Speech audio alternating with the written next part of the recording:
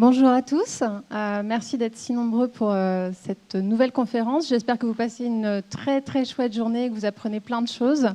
Aujourd'hui, je suis accompagnée de Cindy Ronsou, Fans Sanseo. Moi, je suis Isa Defay. On va vous parler d'inbound marketing, c'est un peu le sujet de la journée. L'idée, c'est de vous partager notre retour d'expérience en tant qu'inbound marketeuse, de vous faire part de notre parcours, ce qu'on a appris et de vous délivrer quelques conseils qu'on peut vous donner à différentes étapes en fait, par rapport à la façon dont on a, nous, implémenté des démarches inbound marketing.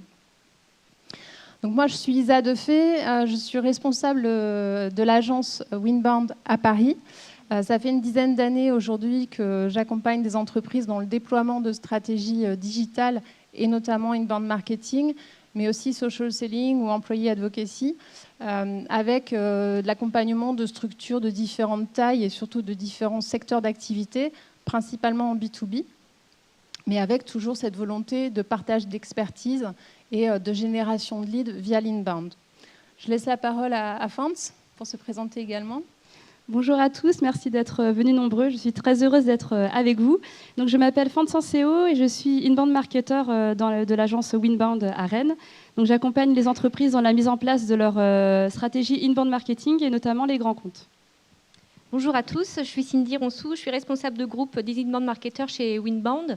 Moi, j'ai rejoint l'agence il y a 3 ans maintenant, après une longue expérience en marketing B2B dans laquelle j'ai essayé d'implanter l'inbound marketing. Voilà, donc on accompagne effectivement des clients en B2B sur leur stratégie inbound marketing. Et puis accessoirement aussi, on organise Inbound Marketing France tous les ans fin janvier. Donc merci encore une fois d'être présent. Ok, alors pour commencer, moi je vous propose un petit retour en arrière, un petit retour de quelques années en 2008. Pourquoi 2008 ? Parce qu'en 2008, en fait, je suis tombée dans les pommes. Et c'est en tombant dans les pommes que j'ai découvert l'inbound marketing. D'ailleurs, vous vous êtes déjà demandé pourquoi on disait de tomber dans les pommes ? Vous savez d'où vient l'expression ? En fait, il y a 2 versions. Il y en a une qui est, ça vient de l'expression tomber en pamoison et le terme PAM, tomber dans les pommes, a été transformé en pomme. Et il y a une autre version qui est liée à George Sand, qui aurait écrit dans une de ses lettres qu'elle était tombée dans les pommes cuites, parce qu'à l'époque, au théâtre, on ne jetait pas des tomates parce que c'était beaucoup trop luxueux, on jetait des pommes cuites. Et on avait gardé la version tombée dans les pommes. Donc j'espère que vous ne nous jetterez pas trop de pommes cuites aujourd'hui.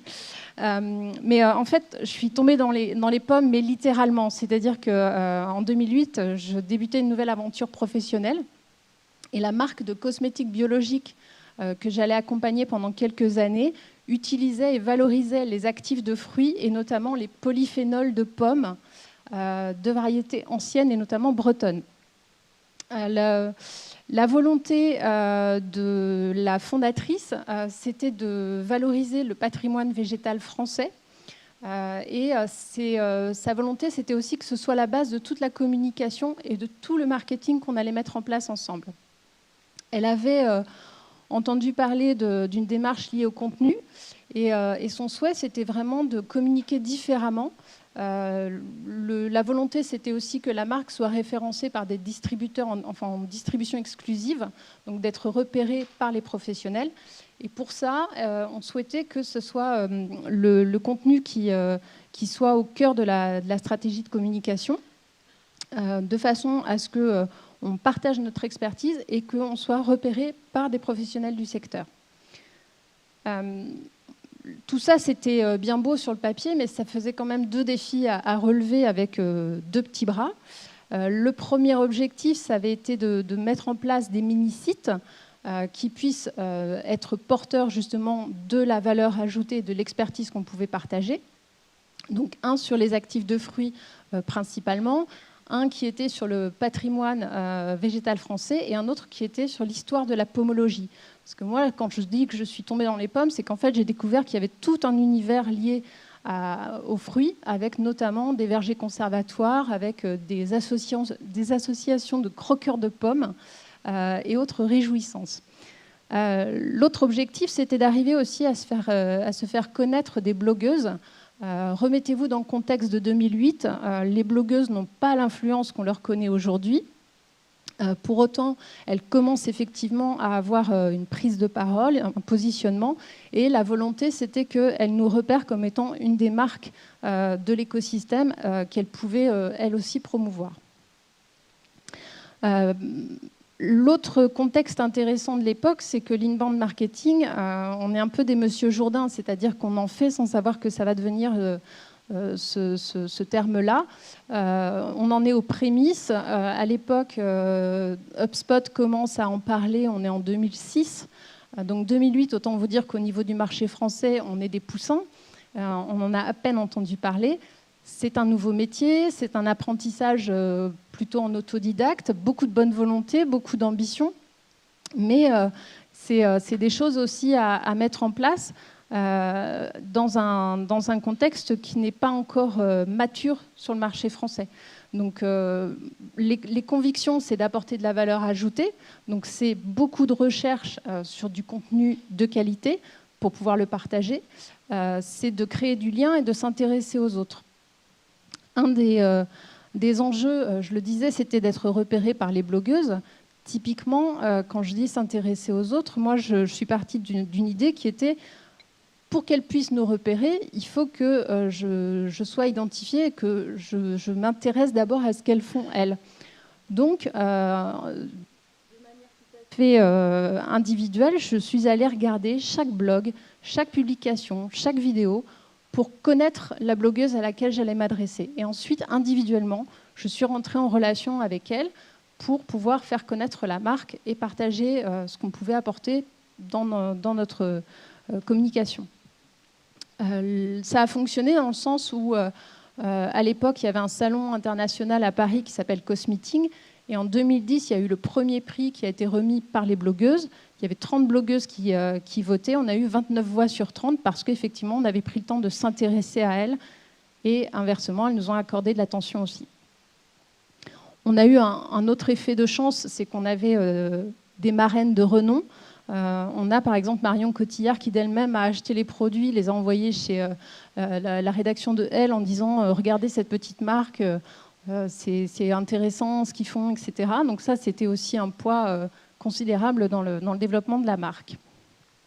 Du coup, Isa, on peut dire que tu étais dans les prémices de l'inbound marketing il y a plusieurs années. Si cette expérience avait lieu aujourd'hui, est-ce que tu ferais les choses différemment par rapport à ce que tu as appris entre-temps ? Oui, clairement. Si je peux citer le grand poète Orelsan, je crois qu'il me dirait « Vous n'avez pas les bases ». En fait, ce qui s'est passé, c'est que j'ai démarré avec ce que je pouvais au départ, avec ce que je connaissais et la littérature, entre guillemets, qui était à disposition à l'époque sur l'inbound marketing. Et en gros, j'ai effectivement pas posé les bases. C'est-à-dire que les sites que j'avais faits n'étaient pas forcément optimisés au niveau technique et contenu et SEO. La connaissance des cibles, même si je m'étais intéressée aux fameuses blogueuses, je n'ai pas fait d'identification de personnages. Je suis allée de manière un peu empirique. Tout ce qui était stratégie éditoriale, j'allais un peu au petit bonheur la chance et en fonction des recherches que je faisais, je créais mes articles, mais je n'avais pas de ligne directrice avec un calendrier éditorial et quelque chose de défini à l'avance. Je n'avais pas de KPI. C'est une évidence aujourd'hui, mais je ne savais pas mesurer, je mesurais pas puisque je ne savais pas vraiment l'objectif qui était pas vraiment fixé. Donc tous ces éléments-là, d'un point de vue stratégie, mais également d'un point de vue outil.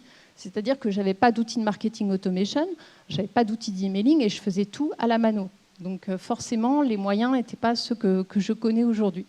En revanche, il y a quelque chose que je ne changerai pas, c'est la curiosité et la soif d'apprendre, parce que c'est quelque chose qui m'a toujours guidée. La rencontre avec cet univers-là, parce que c'est... Aujourd'hui, on est dans le bio constamment. Revenez 12 ans en arrière, ce n'était pas encore le cas, et notamment sur la cosméto bio, ce n'était pas quelque chose de très grand public. Et puis la découverte de effectivement ce marketing de permission, ce partage d'expertise et cette nouvelle façon de faire de la vente et de générer des prospects avec l'inbound marketing. Et ça a été une très très chouette découverte et finalement c'était bien de tomber dans les pommes.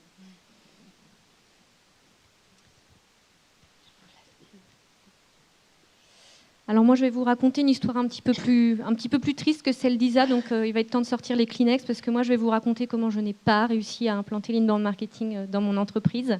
Mais j'espère que ce sera riche d'enseignements, peut-être pour des gens qui sont actuellement dans la situation que moi j'ai connue.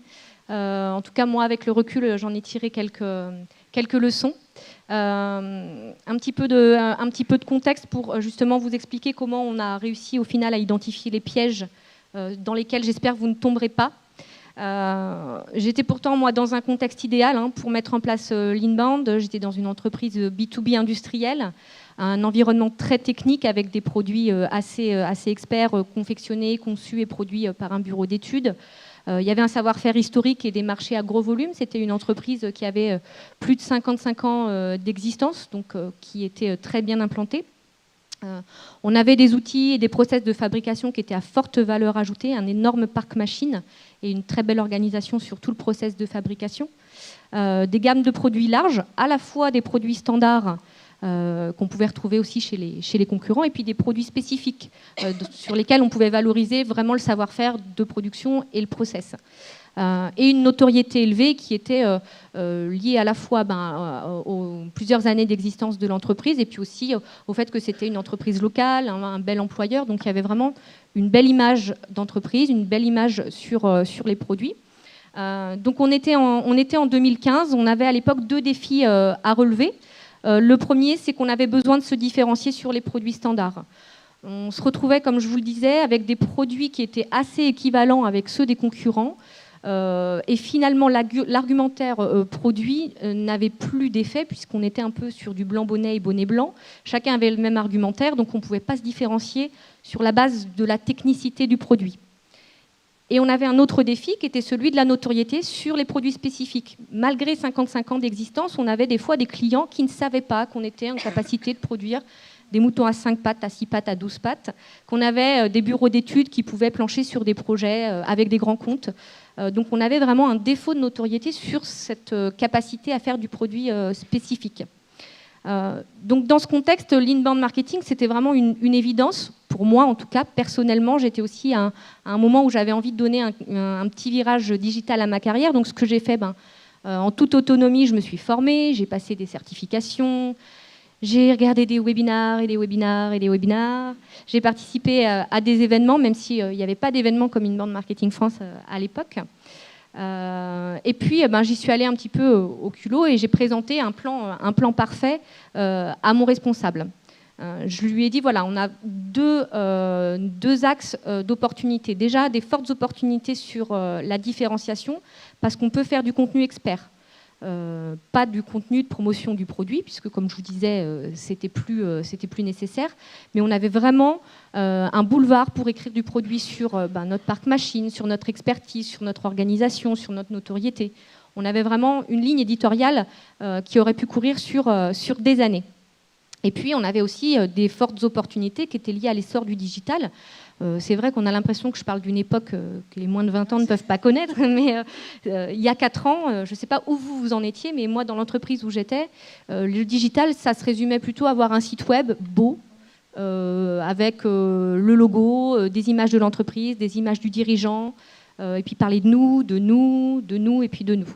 Donc on avait vraiment, une fois de plus, un boulevard pour nous déployer en termes d'opportunités de business grâce au digital. Surtout, on était dans une entreprise assez traditionnelle, donc on faisait des actions de prospection et de génération de leads assez traditionnelles. Donc on allait sur des salons, on distribuait nos petits catalogues, on avait des distributeurs chez qui on référençait nos produits, donc qui parlaient aussi de nos produits. Mais le digital n'était pas vu comme en fait une piste de génération de leads. C'était une belle vitrine qu'on se devait d'avoir parce qu'à minima, les concurrents avaient un beau site web. Attends, parce qu'il y a un truc que je ne comprends pas, c'est que tout ce que tu décris a l'air idéal, mais comment tu as réussi à te planter, quoi. Voilà, le gros flop. Le gros flop, pourtant malgré le contexte qui n'était pas tout à fait positif à un moment donné, il y avait quand même une oreille qui était attentive et compréhensive de la part de ma direction. On était à une période assez stratégique pour l'entreprise dans laquelle j'étais, une période de rachat. Donc il fallait habiller un petit peu la mariée. Et on aurait pu monter dans le train, on aurait pu se dire, différencions-nous sur notre stratégie de marketing, allons vers le digital, vers lequel nos concurrents ne vont pas. Donc voilà, il y a quelque chose qui les a quand même interpellés dans ce que je leur ai présenté comme tableau.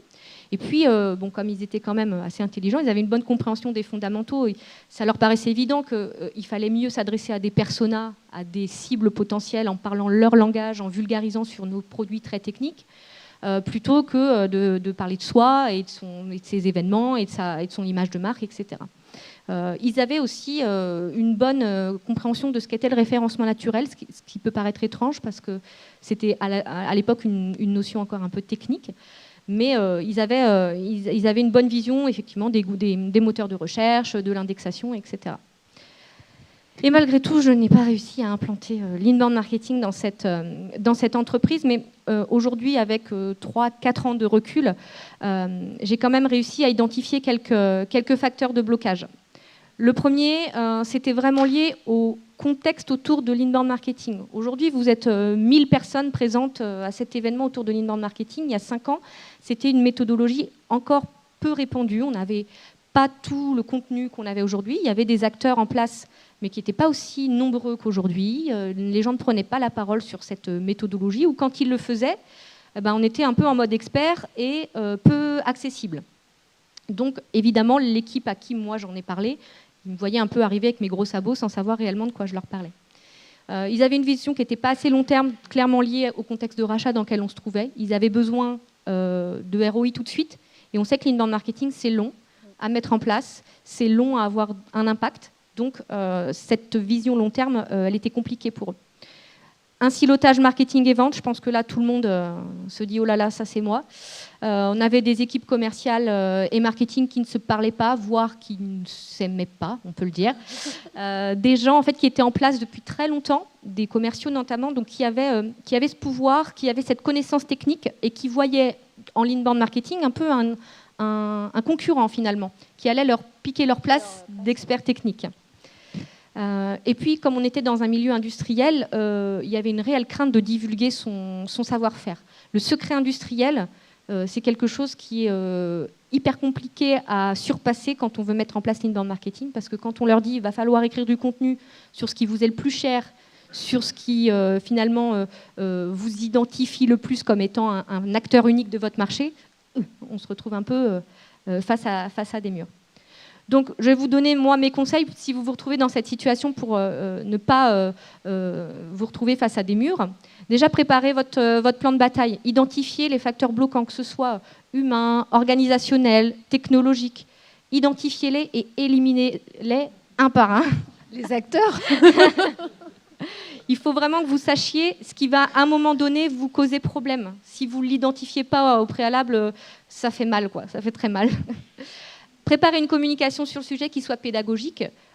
Alors nous, on le voit bien, en agence, des fois, on a un discours qui nous paraît simple et vulgarisé, mais quand vous êtes en face d'acteurs qui n'ont pas baigné dans le sujet comme vous et qui ne savent pas de quoi vous leur parlez, ils vous regardent avec des grands yeux et vous sentez que vous les perdez. Donc vulgariser, quitte à peut-être paraître un peu simpliste. Trouver des axes d'optimisation qui appuieront la nécessité de mettre en œuvre l'inbound marketing.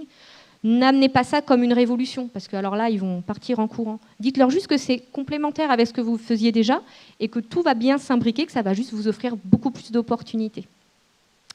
Et puis, une fois que vous avez bien préparé votre plan de bataille, vous êtes des bons soldats, vous passez à l'action, vous impliquez des acteurs clés, vous me trouvez dans le CODIR quelqu'un qui est à votre écoute, vous me trouvez un expert technique qui serait ravi de présenter son produit et de parler de son savoir-faire, vous me trouvez dans l'équipe commerciale, peut-être un des membres qui serait plus à l'écoute de la méthodo et que vous pourriez un peu utiliser comme un cobaye en menant des actions pilotes.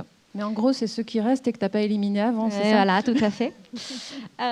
Proposer des leviers qui ne sont pas des purs leviers inbound. On avait à l'époque un peu une sensation de purisme dans l'inbound marketing. Il fallait faire que du permissif, que du doux, que du non-intrusif. Aujourd'hui, nous, en agence, on préconise aussi de faire de l'AdWords, on préconise aussi de faire du retargeting, parce que si ça peut vous amener du ROI plus rapidement et aider votre inbound marketing, il ne faut pas s'en priver. Et puis l'inbound, c'est un sujet communautaire. Appuyez-vous sur la communauté comme vous le faites très bien aujourd'hui. Utilisez les cas clients, rencontrez des professionnels qui ont pu le mettre en place ou des comme moi qui n'ont pas réussi à le faire. Peut-être que ça pourra vous aider. Et puis surtout rassurer en interne sur la publication du contenu expert, parce que si vous ne le faites pas, les autres ils le feront avant vous. Donc soyez les premiers et n'ayez pas peur, il y aura de la place pour tout le monde. Valorisez votre expertise avant que les autres ne le fassent à votre place. Je vais laisser la parole à Fanz qui va nous présenter son expérience. Merci les filles pour vos retours d'expérience. Alors moi j'ai eu plus de chance, puisqu'en fait j'ai bénéficié du terreau fertile. Alors c'est quoi le terreau fertile ?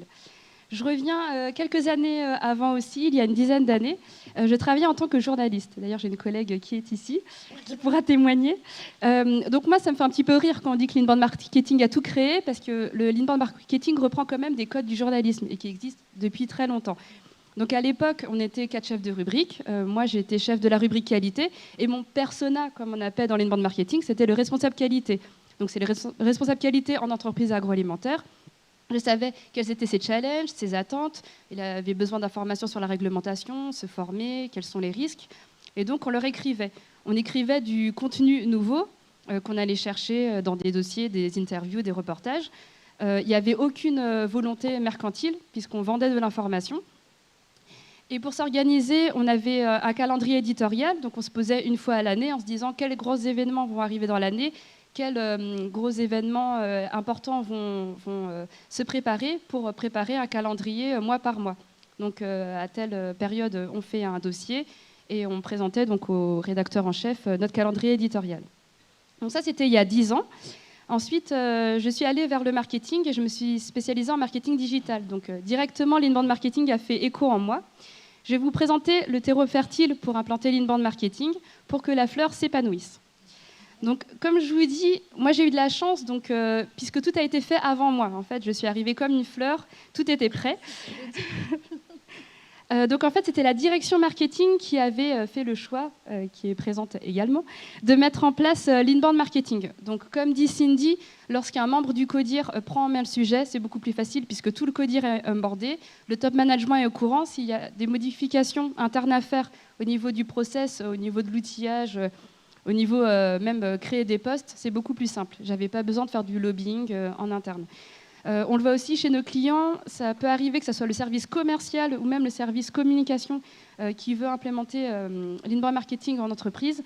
Et là, il faut aussi se rapprocher du marketing parce que sinon, ça ne peut pas marcher. Donc, il y a vraiment besoin d'avoir le marketing et le commerce, ce qu'on appelle le smarketing, l'alignement sales marketing, mais vraiment d'impliquer des membres du CODIR. Donc, l'entreprise a fait le choix d'être accompagnée par une agence, donc c'est un choix qu'on peut faire ou non. L'avantage, c'est que ça va plus vite, puisque l'entreprise a l'expertise, elle sait quelles étapes il faut suivre pour ne pas se tromper. Elle peut aider pour la création des personas, ça prend beaucoup de temps. On sait qu'en entreprise, on n'a pas le temps.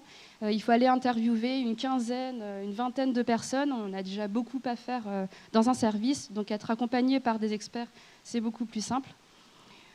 Donc mettre en place la stratégie, les personas, la stratégie éditoriale et ensuite le choix d'un outil pour aller plus vite, un outil de marketing automation. Donc comme on dit, l'outil est au service de la stratégie et non pas l'inverse. Donc il est important de rédiger un cahier des charges, ce qu'a fait l'agence du coup avec l'entreprise. Il y a pléthore de solutions sur le marché, mais il faut vraiment trouver l'outil qui vous correspond. Donc quand je suis arrivée dans l'entreprise, la philosophie était déjà très infusée puisqu'on était objectivé sur le nombre de SQL, donc les Sales Qualified Leads, des prospects chauds à donner au commerce. On n'avait pas un objectif de création de leads, de contacts. On devait vraiment chaque mois donner un certain nombre de prospects vraiment matures pour le commerce. Donc voilà. Donc moi, du coup, j'ai continué à mettre en place ce qui était déjà là. Donc on avait une équipe qui avait déjà été créée et qui était bien structurée. Donc j'étais chargée d'inbound marketing. Il y avait un content manager qui s'occupait de la création de contenu. Car comme vous le savez, en inbound marketing, le contenu est vraiment le carburant de cette stratégie. Donc il y avait une stratégie d'internationalisation de la création du contenu. Il y avait aussi une inside sales. Donc c'est une personne qui récupère les leads, qui va voir s'ils sont assez chauds pour les passer au commerce, ou sinon on peut les garder de côté et puis les nurturer pour les faire maturer dans le process. On a tous été formés à la création de contenu et à la création de vidéos. Et donc, si je vous parlais de mon histoire de journalisme avant, c'est que quand on m'a dit il faut créer beaucoup de contenu, je me suis dit on ne réinvente pas la roue, on va faire un petit comité éditorial au sein de l'entreprise, donc avec un responsable par service, pour sortir aussi du marketing et du commerce. Ça, c'était très bien implanté dans l'entreprise, mais aller chercher aussi d'autres expertises. Par exemple, on n'avait pas identifié que le support client, ça paraît évident comme ça, mais sur le coup, ça ne l'était pas. Le support client est au contact des clients, ils ont des insights et ils savent aussi ce dont ils ont besoin. Donc c'était une expertise qu'il fallait prendre. Et ils étaient très contents aussi de co-construire les contenus pour prendre la parole et valoriser leur expertise, même au sein de l'entreprise et au-delà. Donc il y avait aussi des réunions marketing chaque mois avec le commerce, le marketing, pour analyser ce qu'on avait en SQL d'un point de vue quantitatif, mais aussi qualitatif, pour voir si derrière, il y avait des choses à modifier, des workflows à modifier, est-ce qu'on devait créer d'autres contenus, les informer sur les contenus qui étaient sortis pour qu'ils puissent aussi les diffuser via les réseaux sociaux, notamment LinkedIn. Ça leur permettait également de prendre la parole et de faire du social selling. Et donc, grâce à l'agence, on a pu aussi avoir une vision funnel. Donc là, l'idée, c'est d'aller plus loin que le SQL, mais de savoir quel business nous apporte chacun des leads. Donc, ça permet aussi au niveau de l'entreprise de savoir quelle est, nous, notre part d'apport de business dans le business global et d'aller vraiment loin dans la conversion et dans les KPI. Moi, je suis quand même hyper jalouse parce que tu as eu beaucoup plus de chance que moi. Ça a l'air tout beau, tout rose, ton histoire, Fand, mais j'imagine qu'il y a sûrement eu des obstacles. S'il te plaît, dis-moi qu'il y a eu des obstacles. Ou en tout cas, est-ce que tu as identifié des risques dans la mise en œuvre de cette méthode dans l'entreprise où tu étais ? Oui, il y en a, parce que du coup, pour la mise en place de l'inbound marketing, c'est porté par des personnes. On parle beaucoup de transformation digitale à IMF, il y a beaucoup de confs sur le sujet, mais il y a de l'humain, il peut y avoir des outils, une stratégie, mais derrière il y a de l'humain. Donc comme dans toutes entreprises, il y a des mouvements de personnel, des cycles. Donc quand l'équipe change, pour ne pas perdre du temps, le fait d'avoir une agence référente nous a permis d'avoir tout l'historique de ce qui s'est passé avant même que moi je n'arrive, de tout ce qui va se passer quand je ne serai plus là et les autres personnes vont changer, pour pouvoir avoir un soutien technique et un lien durant toutes ces années sur la mise en place de l'inbound marketing. Donc si j'ai 4 conseils à vous donner, c'est d'accompagner le changement. Donc c'est vraiment un changement de culture. Quand on arrive, comme on le dit, avec l'inbound marketing, on dit mais qu'est-ce que c'est que ça ? Encore une nouvelle méthodologie qu'on nous a pondue des États-Unis. Il faut expliquer ce que c'est. Il y a des choses qui peuvent être déjà faites dans les entreprises. Il faut les identifier. Il faut juste accompagner ce changement. Il peut y avoir des modifications structurelles au niveau de l'entreprise. Donc c'est pour ça qu'on disait qu'avoir le codir dans la poche, c'est quand même pratique. Il faut avoir le même vocabulaire entre tous les membres de l'entreprise. Alors en marketing, on a tendance à parler en ing, en anglicisme, en acronisme. Donc il faut vraiment faire de la pédagogie, essayer d'avoir un vocabulaire assez simple pour que tout le monde puisse comprendre. Et puis il est important quand même d'avoir des outils parce qu'on ne peut pas tout faire à la main. Donc maintenant, il y a beaucoup d'applications, de solutions qui existent. Et voilà, faites votre petit marché pour avoir ce dont vous avez besoin et mettre en place l'inbound marketing dans vos entreprises. Du coup, vous l'avez vu, on est sur 3 parcours différents et pourtant très liés à l'inbound marketing. C'est aussi 3 parcours qui s'inscrivent dans une progression. C'est-à-dire que si on veut être un peu schématique, moi j'ai commencé et du coup on est plutôt sur les premiers fondamentaux et ce qui permet de démarrer. Cindy était sur quelque chose qui était en place et comment est-ce qu'on peut éviter certains pièges. Et puis Fand sur des éléments qui permettent d'aller encore plus loin. Si on a 3 éléments clés qu'on peut vous livrer pour récapituler un petit peu, c'est effectivement quand on se lance, d'avoir les fondamentaux donc avec le site qui est optimisé parce que c'est ce qui va permettre d'avoir une génération de trafic vers un site qui permet de convertir aussi, d'avoir des personas et un calendrier éditorial posé. On sait à qui on s'adresse, ce qu'on va dire et quand. On a de quoi convertir, c'est-à-dire que si vous faites venir des gens sur votre site et qu'une fois qu'ils sont là, ils repartent comme ça ne sert à rien. C'est très joli sur le papier, mais ça ne convertit pas. Donc ce sont des éléments à plus forte valeur ajoutée qu'on peut obtenir en complétant un formulaire. Et puis d'automatiser, parce qu'on a la chance effectivement, et ça n'enlève rien du tout bien évidemment à l'action humaine, c'est un complément, mais de pouvoir s'appuyer sur des outils d'automatisation qui vont permettre de gagner du temps. Alors si vous voyez que ça bloque un peu et que potentiellement votre parcours du combattant va être long et fatigant, utilisez la pédagogie au maximum auprès des acteurs clés. Voilà, on l'a dit, hein, toutes les trois, ne passez pas pour des experts, n'essayez pas d'expliquer quelque chose qui est simple, qui est logique, qui se base sur voilà, des choses qu'on fait au quotidien. Donc essayez vraiment de vulgariser au maximum pour que vous soyez entendu par la plus grande masse dans l'entreprise et que du coup vous ayez le plus de personnes dans votre équipe. Essayez de désiloter les ventes et marketing si vous en avez et le pouvoir et la force et le courage. Dans certaines entreprises comme celle dont moi je vous ai parlé, il y avait une grande ancienneté dans ces équipes-là qui faisait qu'il y avait des processus humains qui étaient impossibles à modifier. Donc à partir de ce moment-là, quand on est tout seul et qu'on se bat un peu contre des moulins à vent, c'est un peu plus compliqué. Donc si vous voyez qu'il y a des brèches, si vous voyez qu'il y a des gens qui peuvent être dans votre équipe, dans le marketing et dans les ventes, faites des micro-actions avec ces gens-là et prouvez aux autres que ça peut fonctionner. Et puis utiliser les ressources web et cas clients, hein, on n'est jamais mieux servi que par le web. Utilisez les forums, les communautés, participez aux événements, regardez des webinars, vous serez toujours plus riche pour aller au front. Et si vous êtes sur une belle lancée, si comme moi vous avez eu de la chance, donc il faut documenter puisque c'est vraiment très important. Ça prend du temps, c'est quelque chose qu'on ne fait pas forcément.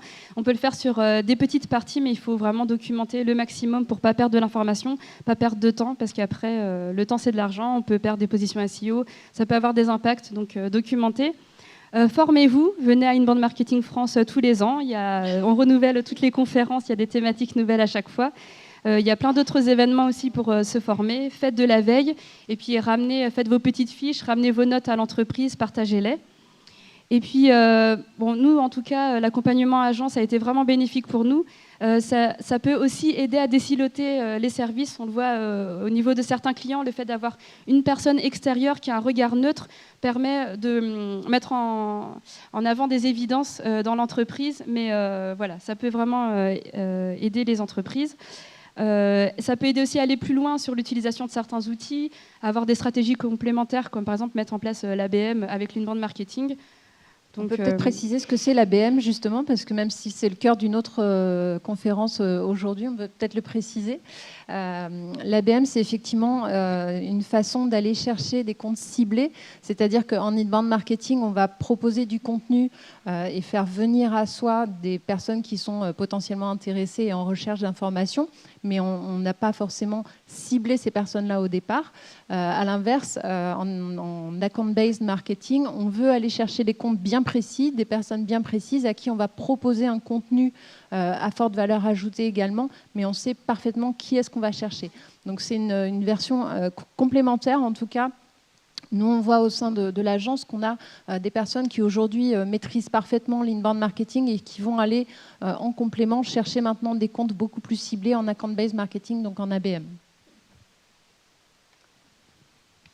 Voilà, donc vous avez 3 parcours un peu différents, à des étapes et des moments de vie professionnelle et de progression de l'inbound marketing un peu différentes, qui vous permettent aussi de voir les pièges qu'on peut éviter, les conseils qu'on peut donner par rapport à ces expériences-là. On est disponible si vous avez des questions ou des retours d'expérience sur votre propre implémentation de l'inbound marketing ou sur des choses que vous souhaitez mettre en place et sur lesquelles vous avez peut-être des questions. Les filles, on a été limpides. Ou on leur a fait très peur. Peut-être. Non, c'est parce qu'en fait, ils ont vu que Fand avait eu de la chance, ils se disent « waouh, trop fort ». Bon, en tout cas, on espère que ça vous a apporté des éclairages sur la capacité et les possibilités de mise en place et de déploiement de ce type de stratégie digitale. On vous souhaite une bonne suite de journée, que vous ayez plein d'informations encore à recueillir au sein des conférences suivantes. Merci à vous. À bientôt. Merci.